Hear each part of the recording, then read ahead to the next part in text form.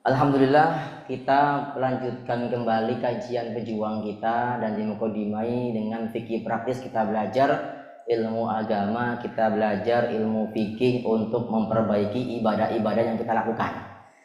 Jadi belajar fikih itu sebetulnya untuk menyempurnakan nih ibadah kita nih. Yang antum sudah kerjakan insya Allah udah benar. Yang antum sholat, wudhu itu udah benar. Tinggal disempurnakan lagi. Yang benar itu biar kita tahu ilmunya, biar kita tahu dasar-dasarnya, biar kita tahu hukum-hukumnya, sehingga nanti lengkap nanti dan bisa nanti diajarkan kepada orang lain. Masya Allah. Siap ya? Insya Allah. Yang depan-depannya siap ditanya kayaknya. Insya Allah. Taib. Kemarin dibahas tentang apa Ustaz? Wudhu ya. Wudhu udah dibahas. Fardunya wudhu ada 6. Yang pertama apa? Yang pertama apa? Fardu wudhu 1 nih. Ya. Yang kedua membasuh wajah sampai siku. Basuh wajah sampai siku gimana? Membasuh wajah ya. Membasuh wajah seluruh wajah ya. Kemudian yang ketiga adalah membasuh tangan sampai baru siku ini. Bukan mata kaki ya. Yang keempat mengusap sebagian rambut yang ada di kepala. Minimal 1, sunnahnya semuanya. Terus yang ke berapa? Yang ke-5 adalah membasuh kaki sampai mata kaki. Dan yang ke-6 adalah tartib urut. Basuh muka dulu, baru tangan, baru kepala, baru kaki.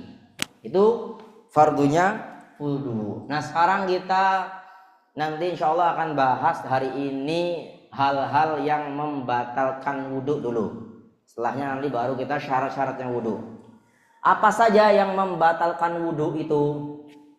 Yang membatalkan wudu itu, kalau tadi yang rukunnya ada 6, sekarang kita batalkan wudu cuman ada 4. 6 kurangi 2, gampang. 6 dikurangi 2 jadi 4. Yang membatalkan wudu adalah ada 4. Atau nama lainnya adalah yang mewajibkan kita untuk wudu ada 4 hal gitu. Yang mewajibkan kita wudu ada 4 hal. Yang pertama, 1. Apa? Ada yang tahu nggak? Ayo yang tahu ngomong biar enak. 1 apa 1? Seru Ustaz. Apa 1 Ustaz? Waduh, bahasa Arab Ustaz, nggak ngerti Ustaz. Ya. Kasihan. Oke, yang pertama adalah keluar sesuatu dari 2 lubang atau 2 jalan. Baik itu sesuatunya basah atau kering, baik sesuatu itu yang wajar atau yang aneh, apapun itu. Ya, kecuali 1, kecuali air mani. Kalau manusia orang keluar air mani tidak wajib wudu atau tidak batal wudu, tapi dia wajibnya mandi besar.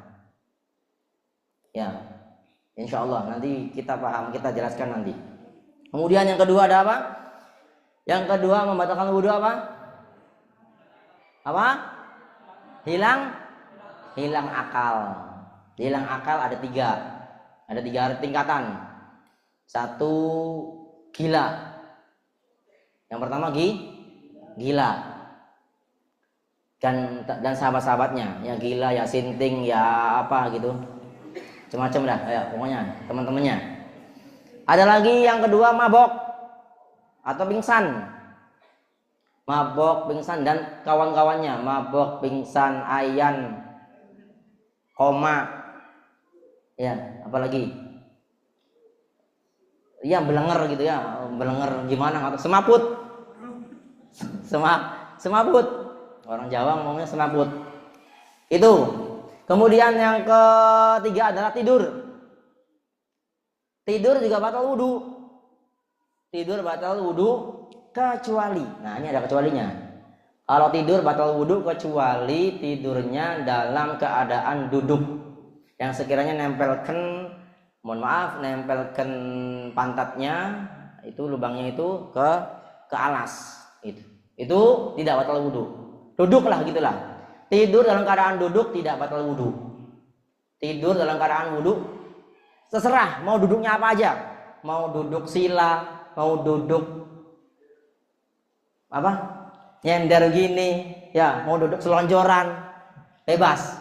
Yang penting ininya nempel, nggak batal wudu kalau tidur. Terus yang keberapa? Yang sekarang membatalkan wudu yang ketiga adalah menyentuh kemaluan dan lubang belakang.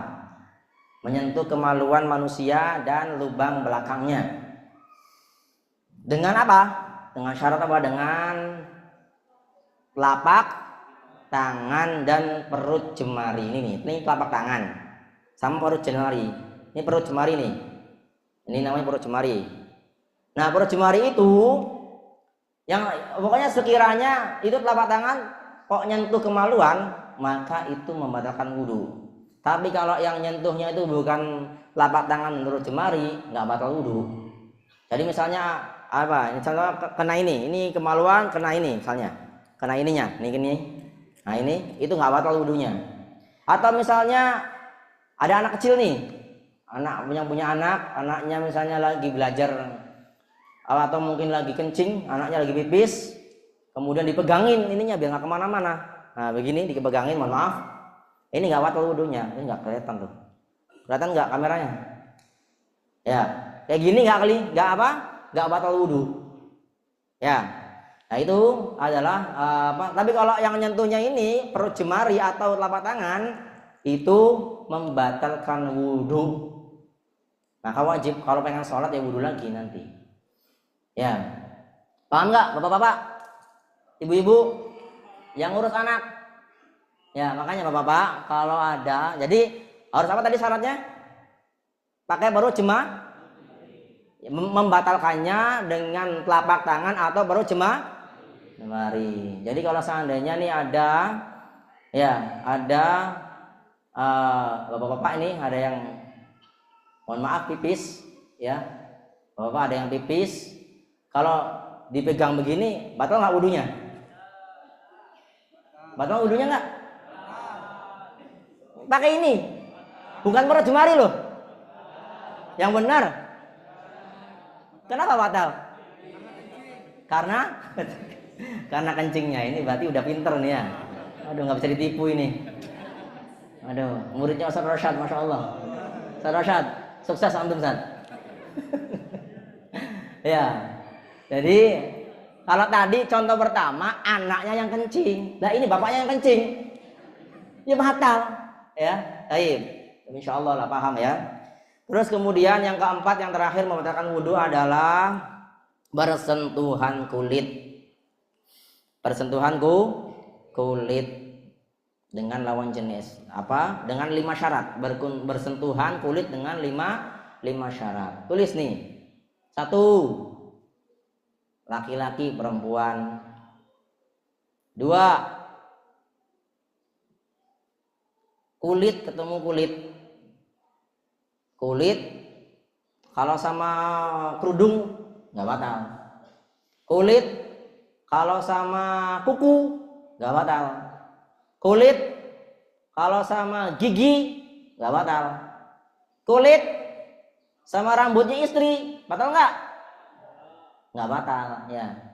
Makanya bapak-bapak kalau lagi punya wudhu pengen nyentuh istrinya ya jangan kulitnya, rambutnya tarik aja ya jangan tarik beneran lah, dielus gitu loh ya. Ya Allah, ini nggak daras, nggak ikutan ngaji malam Ahad kayaknya, daras keluarga itu ya. Atau giginya tarik ya ya itu nggak batal ya, cuman ya masa begitu rek ya kalau sama istri sih ya wis udah nggak apa-apa ya, nanti wudhu lagi kan gitu ya. Nah terutama yang sering safar ya, Ustaz Ghazali itu ngilang 2 minggu nggak tahu kemana gitu kan, pulang-pulang apa punya wudhu gitu, nggak gitu juga ya. Baik, nah setelah itu yang keberapa sekarang? Yang ketiga adalah tanpa penghalang. Tanpa penghalang, maka syaratnya adalah kalau ada penghalangnya, misalnya ya kerudungnya atau bajunya, ya nggak batal. Kulit ketemu baju nggak batal. Terus yang keberapa? Yang keempat, sama-sama gede, sama-sama dewasa. Lakinya udah dewasa, perempuan udah dewasa, bukan anak kecil, bukan bayi. Ya, anak kecil, bayi usia PAUD. Ya, misalnya ada di sini yang mengajar PAUD. Gara-gara wah ini laki-laki perempuan nggak boleh bersentuhan, nanti batal wudhunya. Karena nggak paham, akhirnya apa? Akhirnya wah ini ada anak-anak kecil-kecil tuh, usia 3 tahun, 4 tahun dia. Ada anak laki-laki pengen salaman, afwan batal. Nggak gitu. Ya, anak kecil sama gede beda, nggak batal gitu. Terus yang kelima adalah bukan mahram. Nah, nanti bukan mahram ini nanti penjelasannya lebih luas nanti. Dan bukan mahram, kalau kita bicara bukan mahram itu, ini kita bersyukur nih. Makanya enak. Sekarang kalau di fikih praktis itu, pembahasan tentang mahram itu dibahasnya sekarang di bab wudu. Ya. Tapi kalau di kitab-kitab misalnya kitab-kitab fikih, kitab-kitab gede-gede, mahram itu dibahasnya nanti. Kitab nikah, kitab buku bab nikah. Orang kalau mondok, misalnya biasanya kalau mondok setahun 2 tahun tuh ya masih ibadah aja, masih bahasan tentang fikih ibadah.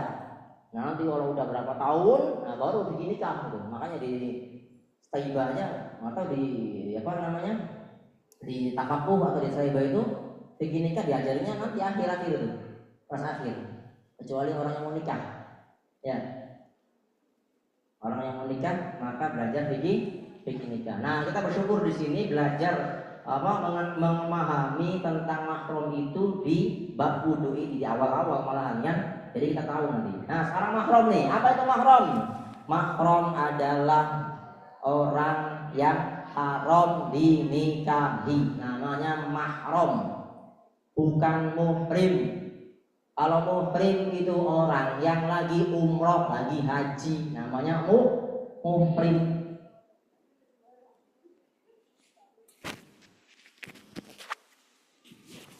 Mahram, orang yang haram dinikahi. Kalau bukan mahram, berarti bukan orang yang haram dinikahi, artinya halal dinikahi. Siapa itu orang yang halal dinikahi? Siapa kira-kira orang yang halal dinikahi? Banyak nanti. Nah, sekarang kita pahami dulu mahram itu siapa? Yang haram nikahin dia itu siapa? Ada 3. Yang pertama, mahram secara apa? Mahram secara nasab, karena nasab. Mahram karena nasab. Yang kedua, mahram karena susuan. Dan yang ketiga, mahram karena pernikahan. Mahram karena pernikahan. Siapa saja mahram karena, sekarang kita bahasnya di mahram karena nasab dulu. Nanti berikutnya, pertemuan berikutnya mahram karena susuan dan mahram karena nikah nanti insyaallah. Mahram karena nasab adalah karena keturunan, sebabnya keturunan itu ada 5. 1, ayah, ibu, kakek, nenek, buyut, apa lagi? Wareng, cucut, curut, semua ke atas. Ya, ke atas sampai Nabi Adam. Yang kedua? Yang kedua adalah anak, cucu, cicit. Jangan curut lagi, ya. Apa sebutannya? Pokoknya sampai keturunan, sampai hari kiamat. Mahram karena nasab. Yang ketiga, siapa yang ketiga? Yang ketiga, saudara, kakak, adik, abang, kakak. Ya, itu saudara dulu. Saudara kita nih, kita saudara nih. Yang keberapa sekarang? Yang keempat adalah kakak adiknya saudara-saudara kita. Kakak adiknya bapak kita. Bapak ibu kita. orang tua kita. Paman, bibi, uwa, apa lagi? Uwa, encang, encing, encong, apa lagi sebutannya? Ya pokoknya itulah ya. Berbagai daerah macam-macam sebutannya. Terus yang kelima, sekarang terakhir, yang kelima adalah anak dari saudara-saudara kita, keponakan. Keponakan. Maka disebutkan oleh Buya itu biasanya lebih gampang begini. Mahram itu adalah seperti halnya kita bikin plus gini. Palang nih, plus. Kita di tengah-tengah. Ke atas kita ayah, ibu, saudara, ayah, ibu, kakek, nenek. Dan apa? Dan orang yang setara dengan ayah ibu, siapa? Paman, bibi. Ya. Terus yang ke bawah adalah anak cucu keturunan kita. Yang ke samping saudara-saudara kita, dan yang ke samping lagi kirinya apa? Siapa? Adalah anak dari saudara-saudara kita. Itu adalah mahram. Nah, nanti insya Allah kita akan lanjutkan lagi pembahasan. Nanti kita juga bahas tentang tadi kan yang mahram. Nah, sekarang nanti kita akan bahas juga nanti siapa yang bukan mahram yang ada di sekitar rumah kita. Karena ada di rumah kita, misalnya keluarga itu ternyata mereka adalah bukan mahram kita. Artinya di situ ada larangan-larangan, ada aturan-aturan yang perlu kita taati dari bukan mahram tadi tersebut itu. Ini saja, semoga yang sedikit ini bermanfaat dan mudah-mudahan bisa kita amalkan, bisa kita praktekkan, bisa kita ajarkan kepada orang lain, saudara kita, keluarga kita semuanya. Amin ya rabbal alamin. Yang semua mudah-mudahan kami mohon maaf atas segala kesalahan, barangkali ada kata-kata yang menyinggung atau menyakiti, kami mohon maaf, mohon doa selalu. Wabillahi taufiq wal hidayah. Wassalamualaikum warahmatullahi wabarakatuh. الله ربي والإسلام ديني ومحمد